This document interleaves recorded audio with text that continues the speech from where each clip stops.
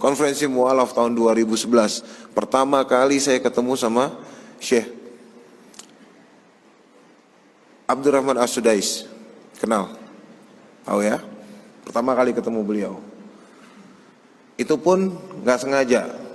Pemekaran Masjidil Haram dimulai. Saya bolak-balik sholat gitu kan. Umroh ke, ya nggak tahu, lupa ya, sekitar awal tahun. Masih dingin soalnya. Banyak orang Cina nih. Cina Islam bukan sih? Ngerjain konstruksi kan? Kan konstruktornya, subkonnya kan orang Cina tuh. Wah seru nih kayaknya nih kalau disamperin. Saya beli ke banyak restoran Turki, Persia, saya jajan, bawa makanan, masuk ke campnya. Saya masuk ke campnya mereka, saya bagi-bagiin makanan. Thanks ya lah. Wah, makan, ngobrol. Dari mana? Dari sini. Wah.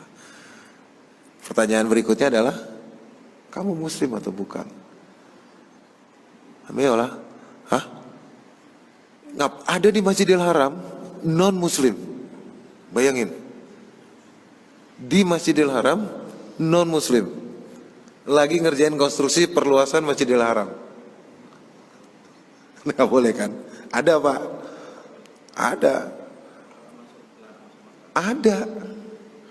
Ada Pak. Saya nemuin dan saya nuntun mereka syahadat. Sakem 300 orang lebih. Dipanggil Pak saya sama Abdurrahman As-Sudais. Syekh Sudais kan amirnya ya. Dijemput lagi di hotel sama askar lagi. Aduh, masuk penjara nih urusan. Itu yang kepikiran pertama. Emang salah sih, seharusnya jangan suuzon ya. Tapi karena yang jemput ada yang bawa senjata, pikiran saya di sel. Karena ada beberapa orang yang salah gerak sedikit kan di situ masuk sel. Aduh, masuk penjara nih. Alamat nggak pulang nih, lama nih. Udah jalan jelek aja pokoknya di jalan. Lama lagi baru nyampe. Masuk duduk. Kalam Arabia, lah. Langsung aja. English speaking, yes. I'm from Cambridge. Huh? You sure? Yes. Abdurrahman As-Sudais, dia pernah sekolah di Cambridge. Dia bahasa Inggrisnya, silakan diadu. Apa yang kamu lakukan kemarin terhadap 317 orang? Waduh, dia tahu jumlahnya lagi. I'm just trying to convert them to Islam. Kenapa? Why? Karena itu lokasi Masjidil Haram, tidak boleh ada orang kafir di situ. Saya mau memberimu peraturan itu. Siapa lagi ditanya hadisnya, lupa nomornya. Mau jawab salah, nggak jawab makin salah nih. Seperdengaran saya, as long as I know, the information that I got, nggak boleh ada orang kafir yang berada di Masjidil Haram. Kamu tahu saya siapa? Saya tahu lah. Ya saya tahu. Abdurrahman As-Sudais, Syekh, Amir of two Holy Mosque. Yes. Saya lahir di Mekah. Saya besar di Mekah. Bertahun-tahun saya jadi imam di sini, belum pernah saya nuntun satu orang syahadat di Masjidil Haram. Oh. Alhamdulillah. Yes, alhamdulillah, masya Allah. And who are you? Hah? Bapak nangkap saya, jemput saya, Bapak nggak tahu nama saya. Kan introduce, kenalin nama segala macam. Alhamdulillah. Dari situ akrab sama beliau. Setiap umroh, setiap haji saya harus mampir ke rumah beliau sekarang. Dan makan satu loyang yang sama yang masya Allah, sambil ketawa-ketawa itu. Sampai hari ini masya Allah.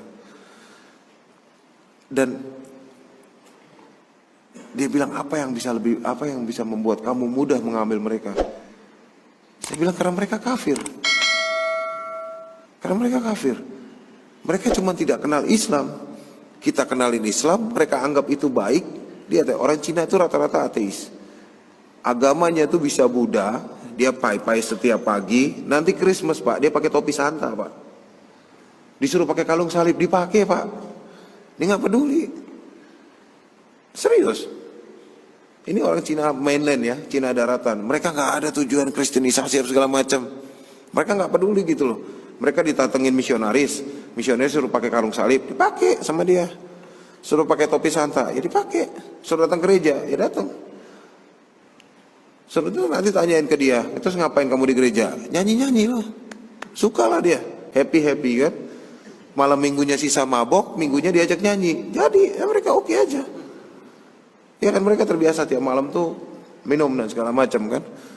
Pak diajak nyanyi aja. Dan mereka nggak punya agama, jadi lebih gampang. Aku sampaikan itu ke Pak Sudais. Ya Pak Sudais, saya panggil dia Pak, lucu juga. Ya, Syekh Sudais tahu itu. Dan akhirnya dia bilang, ternyata memang lebih gampang mengajak orang yang belum Islam ke Islam. Dan bahkan saya boleh bilang lebih gampang ngajak orang hijrah. Orang yang tatoan Pak, kanan kiri luar dalam, lidah aja mungkin kalau bisa ditato sama dia Pak. Itu tindik itu udah di sini Pak. Itu jadi kalau habis makan yang ditusuk gigi di dalam gusinya tuh. Tindik di sini, bayangin. Tindik di mata, tindik di mana-mana. Ajak hijrah dilepas semua, sholat. Lebih gampang yang kayak gitu Pak. Daripada orang yang munafik yang sudah membenarkan apa yang salah dalam kehidupan dia. Nah anak-anak kita itu bagaimana kita Pak? Anak-anak itu bagaimana kita? Serius, mulai dari kecil ini yang tadi keluar itu ya, masih mungil. Anak-anak itu gimana kita Pak? Kalau anak-anak nggak biasain datang ke masjid, nggak dibiasain ikut kajian, nggak dibiasain ikut kajian kecil di rumah. Di rumah butuh kajian nggak? Ya butuh. Anak saya cewek Pak, 3. Kita kajian di rumah. Walaupun yang ngerti yang 2, yang 1 masih 1 tahun 2 bulan ya, nggak mungkin ngerti ya. Saya bahas, ini loh ada hadis. Kalau Rasulullah SAW ngerti nggak tentang ini loh ceritanya? Oh iya, gimana Pi? Jelasin. Kajian di rumah kecil aja, nggak usah besar, nggak usah apa segala macam, kecil aja jelasin. Ya kan? Itu waktu-waktu yang sangat bermanfaat. Subuh ngejar fajar, ngobrol dulu ya. Random aja buka buku hadis random, jeder, bacain hadisnya, kasih tahu artinya. Membiasakan diri di rumah, anak-anak terbiasa Pak. Anak-anak jadi jauh. Anak saya cewek yang pertama itu 9 tahun Pak. Itu kalau bapak main ke rumah saya dan dia lagi nggak pakai hijab, dia bisa lari cepat banget Pak, naik tangga, udah sampai ke atas, kabur. Udah sampai segitu.